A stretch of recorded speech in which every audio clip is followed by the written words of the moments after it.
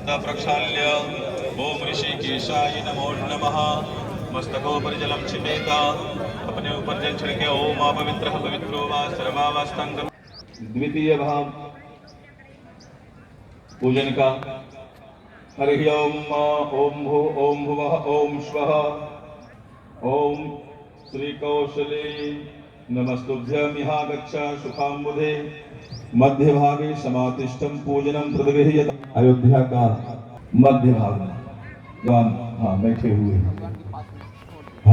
ओम अयोध्याय नमो नमः। शर्वी महाराध्य नमस्तुभ्यं जगद्दे कौशलेत्तरो भागे पूजां तिष्ठ प्रदगृह्यतां। ओम श्री सरजू देव्यै नमः। वहीं सरजू देवी का भी आवाहन कर दें। ओम समातिष्ठा ओम श्री विमला देव्यै नमो नमः। पश्चिम में चले जाएं, विमला देवी का स्मरण कर लें। ओम विमला देव्यै नमो नमः। भागे पूजनम प्रदगृह्यतां। उत्तर भाग में इधर आ जाएं और श्री विभीषण जी का वदन्तो ध्याजीराजंग्रेकवयमः कंबहिमानः राजन्ताजपूर्वे राज्याः शान्ति देवाः मात्रव्रजन्द्राः स्थिरैरङ्गैस्तुषो गमतस्तारोऽपिरव्यादे कथमेन्नो दारदो कान्ति देव हृदयानस्तकर याराकान्तारो नाम पदन आदित्यो शान्तिरन्तरिक्षगुं शान्ति पृथिवी शान्तिरापः शान्तिरोगदयः शान्तिः वनस्पतयः शान्तिर्पृथिवी देवः शान्तिर्ब्रह्म शान्तिः सर्वगुं शान्तिः शान्तिरेव शान्तिः सामान्यतोनो अभयं गुरु सन्नः प्रजानन्दमागणपतिं हवामहे प्रियानन्दं हवामहे वधो मम आहमज शीघ्रपदमात्वमज शीघ्रपदम् अम्बे अम्बिके मालिकेन नयते कष्टान्।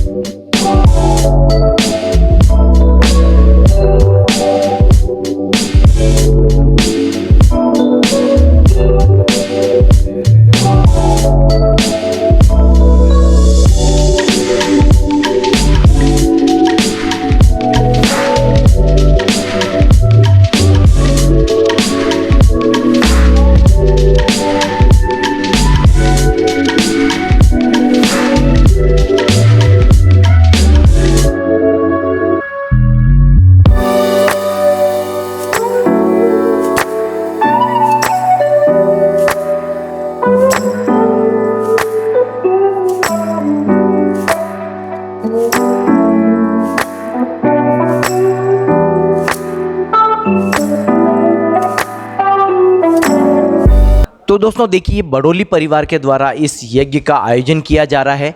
जब राम मंदिर की नींव देश में रखी जा रही थी तब इस तरह के यज्ञ का आयोजन किया जा रहा था।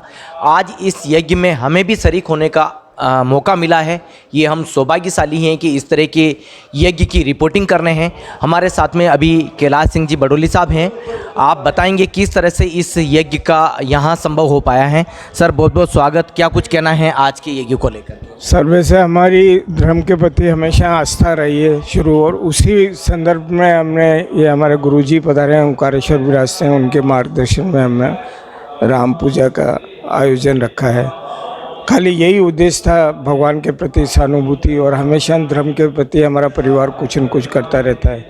हमने पहले कथाएं भी कराई 2-3 बार। उत्तम स्वामी जी भी पधारे, रविशंकर जी भी पधारे, और भी समय समय पे हम धर्म का काम करवा रहते हैं। यही उद्देश्य। दोस्तों बता दें कि बड़ोली परिवार का धर्म और आस्था के प्रति विशेष लगाव रहा है। क्या कुछ कहना है भूपेंद्र सिंह जी बड़ोली साहब का, हम इनसे जानेंगे। सर सबसे पहले तो आज के इस अनूठे आयोजन को लेकर के आपको बधाई, और हमें भी मौका मिला, क्या कुछ कहना है आप?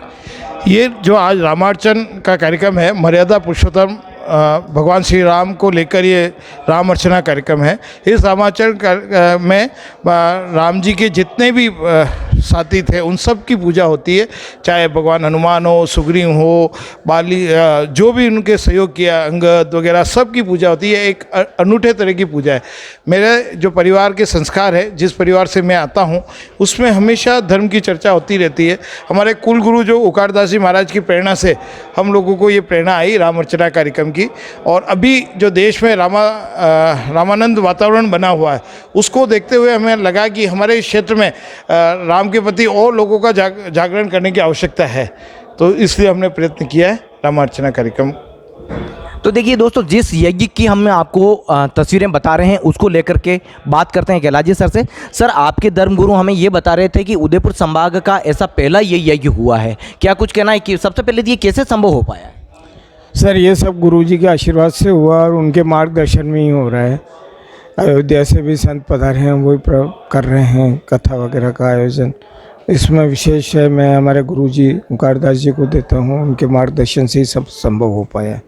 और जनता का भी काफ़ी सहयोग है। हमने जिसको भी निमंत्रण दिया है, काफ़ी लोग पधारे हैं, हम पे मेहरबानी करके पधारे। राम के प्रति समर्पित लोग हैं, सब आए हैं और इसमें अच्छा वातावरण रहा है, काफ़ी सहयोग दिया है लोगों ने। राम की इस नाम को लेकर के जब इस तरह का यज्ञ होता है और उदयपुर संभाग में इस तरह के यज्ञ की बात होती है तो और भी हम लाभान्वित हो जाते हैं। भूपेंद्र जी सर, ये यज्ञ यहाँ करवाने का मकसद कैसे संभव हो पाया? सब यहाँ करवाने के पीछे तो जिस मातृभूमि से हम जुड़े हुए हैं, ये हमारी मातृभूमि है, कर्मभूमि है, तो यही हमें करवाना का उचित था। बड़ोली परिवार के लिए भी सौभाग्य की बात है।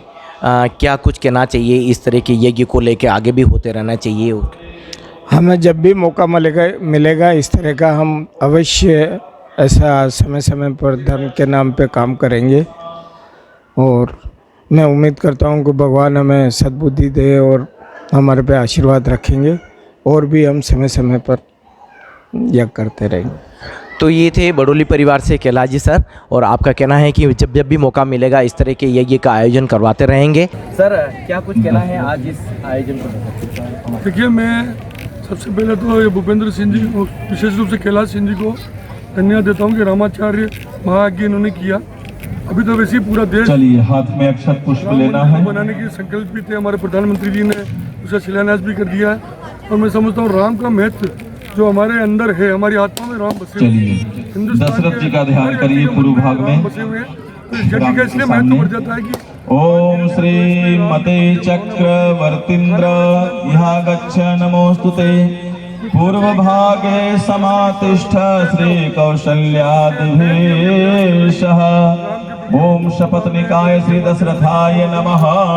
सर, एक तरफ देश में राम मंदिर का निर्माण है और ऐसे में इस तरह का आयोजन क्या देखा? दशरथ जी हो गए 3 महारानियों का शपथ भगवान राम के प्रति भक्ति जगाने का ये यज्ञ है। निश्चित रूप से हजारों लोग जब आते हैं राम जी महाराज दशरथ जी के साथ में 3 महारानियां हैं। तो मैं मानता हूँ शपथनिकाय दशरथाय नमो नमः। अब लक्ष्मण जी का उनके बताए रास्ते पर चलेंगे, ध्यान करना है। अक्षत तो देखिए, मानव मात्र की रक्षा के लिए इस तरह के यज्ञ का आयोजन लक्ष्मण जी किया का जाता है। दक्षिण अर्जुन जी भाई साहब भी पता नहीं, क्या कुछ कहना है सर? दक्षिण मतलब भगवान राम कण कण में बसे हैं। राम जी के पूरे दाहिने हिंदुस्तान की एक एक व्यक्ति के मन में राम। हरि ओम ओम श्री लक्ष्मण नमस्तुभ्यं यहाँ गच्छ सह प्रिया जाम्य भागे समातिष्ठ पूजनम संगृहाणमे ओम शपथनिकाय लक्ष्मणाय नमः। दक्षिण तरफ लक्ष्मण जी का ध्यान राम हो गया। इसके बाद में पुनः भरत जी का ध्यान करना है। भरत जी हैं बाएं तरफ। राम रीति और राम नीति के अनुसार हिंदुस्तान राम जी के हम आपको एक ऐसे महायज्ञ में ले चल रहे हैं जहां इन दिनों देश में एक तरफ राम मंदिर के निर्माण की चर्चा है, वहीं दूसरी तरफ रामाचार्य महायज्ञ का आयोजन किया जा रहा है। क्या कुछ है इसका महत्व, इसको जानने के लिए हम अयोध्या से पधारे महेंद्र आचार्य से बात करेंगे। आज बड़ा ही सौभाग्य की बात है कि महाराज जी के सानिध्य में इस स्थान में रामार्चा महायज्ञ आरंभ हुआ है। रामार्चा महायज्ञ अद्भुत यज्ञ है। इस यज्ञ के प्रभाव से ब्रह्मा सृष्टि के आदिदेव बने और भगवान इसी यज्ञ के प्रभाव से विष्णु पालनकर्ता बने और भगवान शिव भी इसी महायज्ञ की शक्ति प्राप्त करके संहार के देवता बने। ये महायज्ञ अमृतों को प्रदान कराने वाली यज्ञ है और घर में जितने प्रकार की रिद्धि सिद्धि हैं उनको प्रदान करने वाली ये महायज्ञ है। ये महायज्ञ लोकों में तो अभी हो रही है, परलोक यानी स्वर्ग आदि में निरंतर ये महायज्ञ होते रहती है। इस यज्ञ से बढ़कर के कोई अन्य दूसरा यज्ञ नहीं है, इस व्रत से बढ़कर के कोई दूसरा व्रत नहीं है। इसमें जो पत्र पुष्पादि भक्त लोग दान करते हैं, इससे बढ़कर के कोई दान नहीं। कलयुग में कहते हैं नास्ति तपसी योगा, न तपस्या न योग, कुछ भी आप नहीं कर पा रहे हैं नहीं करिए, लेकिन रामार्चा महायज्ञ में आप शामिल हो जाइए। करते हैं तो बहुत अच्छा है, नहीं करते हैं केवल आप उपस्थिति अपना दर्ज कराते हैं तो समस्त प्रकार के मनवांछित फल प्राप्त इस यज्ञ से होता है। जीवों का कल्याण होता है और धर्म का निरूपण बताया गया है इस यज्ञ में। आचार्य जी, ये यज्ञ कितने दिनों का है और इस यज्ञ से सृष्टि के लिए क्या लाभ हो सकता है? जी, ये यज्ञ एक दिवसीय होता है। एक ही दिन में भगवान राम जी के पूरे परिकरों के साथ में और जितने भी उनके सदस्य हैं, अष्टमंत्री हैं, गदादि हनुमदादि देवता हैं, उनके साथ में इनका विशेष अर्चा पूजा बताया गया है। आचार्य जी, एक तरफ राम मंदिर का निर्माण हो रहा है और दूसरी तरफ पृथ्वी पर इस तरह के यज्ञ के आयोजन किस नज़र से आप देखते हैं? ये यज्ञ का आयोजन पृथ्वी पे जो हो रहा है, जब आप शिलान्यास हो रहा था राम जन्मभूमि का, तो वहाँ भी सबसे पहले हमारे आचार्यों ने रामार्चा यज्ञ ही किए। सृष्टि के लिए अति ये लाभकारी यज्ञ है। सद्ज्ञान, सद्बुद्धि और जो कुसंगतियाँ हैं हमारे अभी वर्तमान स्थिति में, ये कुसंगतियों को मिटाने वाली ये महायज्ञ है। सद्ज्ञान सद्बुद्धि वर्धन करने वाली है और लोक रक्षा के लिए ये यज्ञ है। खासकर बात करें परिवार की और वंश की, तो ये कितना लाभदायी होता है यज्ञ? जी, परिवार के लिए जो एकत्व भाव है ये यज्ञ से प्राप्त होता है। आज हमारे विषमता है समाज में, परिवार में, देश में भी। इस महायज्ञ से समता होती है, सबकी बुद्धि एकाग्र होती है, एकत्व भाव आता है। और परिवार के लिए ये अहर्निश ये यज्ञ आयुष्य आरोग्य ये प्रदान करती है। धन पुत्र आदि का वर्धन करती है ये यज्ञ। जाने अनजाने में किसी से कोई पाप ताप संताप होता है उसको भी ये मिटाती है। इस अनुष्ठान से जैसे सभी हम कर्म करते हैं, जब तब भजन से कुछ भी करते हैं तो उसका जो फल होता है वो सभी को न करके एक ही रामार्चन भजन करते हैं, उसे सब फल प्राप्त हो जाता है। जैसे कहा गया है शास्त्रों में कि सर्वे पदे हस्ति पदे निमग्न, जैसे सभी पशुओं के पैर का चिन्ह एक हाथी के पैर के चिन्ह में आ जाता है। हाथी के पैर बड़ा होता है तो उसमें सभी के चिन्ह आ जाते हैं। उसी प्रकार से सभी कर्म है, धर्म है, यज्ञ है, अनुष्ठान है, पूजन है, वो सब करते हैं वो अलग और एक ही करते हैं तो अलग, सबका प्रधान इसमें जाता है। सबका पूजन का महत्व, सबका पूजन का फल जो है रामार्चा पूजन से प्राप्त हो जाता है। जैसे कहा गया है भागवत में कि राम राम एति जे जना जपन्ति सर्वदा तेषां भुक्तिश्च मुक्तिश्च न संशय। जो एक बार भी राम नाम का जप कर लेता है उसको मुक्ति भक्ति प्रति सब कुछ प्राप्त हो जाता है, इसमें कोई संशय नहीं है। मैं आप ये ज़रूर बता दें, इस आप अयोध्या से लौटे हैं, क्या कुछ माहौल है? वैसे तो सुन रहे हैं, सब देख रहे हैं, लेकिन आप तो वहाँ से पधारे हैं, क्या कुछ कहना चाहेंगे? अयोध्या में जब से राम मंदिर का ये निर्माण की चर्चा हुई तो लोगों में एक अद्भुत शक्तियाँ आई और अब तो वहाँ लग रहा है कि नित्य उत्सव ही हो रहा है। अयोध्या राम मंदिर में घर घर में हर लोगों में, केवल ये नहीं कि हम सनातनी हैं तो हमारे अंदर है, हमारे लोगों के अंदर में, चाहे जो भी वहाँ जात मत भेद सब भूल करके सब अति आनंदित हैं और सबको लग रहा है कि अब राम राज्य वाकई में आ गया, हमारा भी कल्याण होगा। पूरा राम परिवार यानी पूरी सृष्टि, राम के बिना किसी भी राज्य की कल्पना नहीं की जा सकती है। हमारे यहाँ अच्छे उत्तम राज्य की कल्पना इस प्रकार कही गई है कि सिया राम मैं सब जग जानी, राम राज्य की कल्पना की गई है। तो अभी संतों से और कथा के माध्यम से अभी हमने यहाँ सुना है कि जो आयोजन हो रहा है इसमें पूरा परिवार आया है। उसमें राम के चारों भाई, माता पिता, उनके मंत्री, उनके साथी हनुमान, विभीषण, जितने भी लोग राम के साथ हुए हैं वो सारे लोगों की पूजा होना है ना, यही तो राम का स्वरूप है। अभी संत जी कह रहे थे कि रामो विग्रहवान धर्म, यानी राम तो धर्म की मूर्ति, राम मूर्तिमान धर्म है। राम की वाणी से प्रेम निकलता है, राम के हाथ रक्षा के लिए, राम के पांव जब वन को जाते हैं तो वो छोटे छोटे समूह में वनवासी लोगों के बीच में जाकर के राजा और प्रजा के बीच में जो भेद होता है उसको मिटा करके एक पिता और पुत्र, एक परिवार की कल्पना कैसी होती है उस कल्पना को दर्शाया है। क्योंकि ये रामर्चा पूजा सृष्टि की सर्वप्रथम सबसे पहले भगवान के आदेशानुसार ही ब्रह्मा जी ने रामर्चा पूजा शुरू किया था। उसके बाद ही सृष्टि का संचालन हुआ, उसके बाद जो भी यज्ञ आदि हुआ माने उनके बाद ही हुआ। तो रामर्चा पूजा सभी मनोकामना को पूर्ण करने वाली है, सभी सिद्धियों का देने वाली है।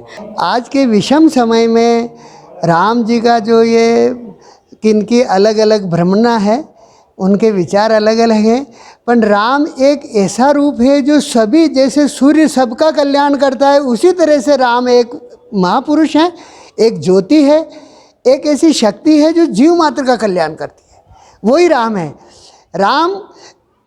राम दशरथ के घर आए हैं तो मनुष्य को कैसे रहना चाहिए वो उन्होंने एक अपना पुत्र बन करके इस संसार में स्वयं भगवान बन करके उन्होंने अपना प्रचार किया कि माता पिता को कैसे प्रणाम करना चाहिए, उनका कैसे सेवा करना चाहिए, मित्र के साथ में कैसा, नारी के साथ में कैसा, शत्रु के साथ में। राम तो ऐसे हैं शत्रु को भी उनको मित्रवत रखते थे। रावण को जब युद्ध हुआ तो वो रावण एकदम उनको युद्ध में हार गया और परास्त हो गया। तब राम ने कहा कि हे रावण, जाओ, तुम थक चुके हो, तुम विश्राम करो और फिर तुम्हें कल शक्ति आए तो फिर आना। तो राम के विचार हैं कि शत्रु पे भी वो मित्रता का विचार रखते हैं। राम विश्व का कल्याण करने वाली एक शक्ति है जो दिव्य शक्ति है। आज रामानंद आचार्य, आज से 1200 वर्ष पहले रामानंद जी आचार्य हमारी इस भूमि में, जिस समय राम के विषय में सभी, यानी हमारा धर्म हिंदू धर्म जिसको कहते हैं, जो कल्याणकारी धर्म का नाम है हिंदू धर्म, जिसको सभी की भावना, सर्वे भवन्तु सुखिनः, सर्वे सन्तु निरामया, सर्वे भद्राणि पश्यन्तु मा कश्चित् दुःखं भवेत्।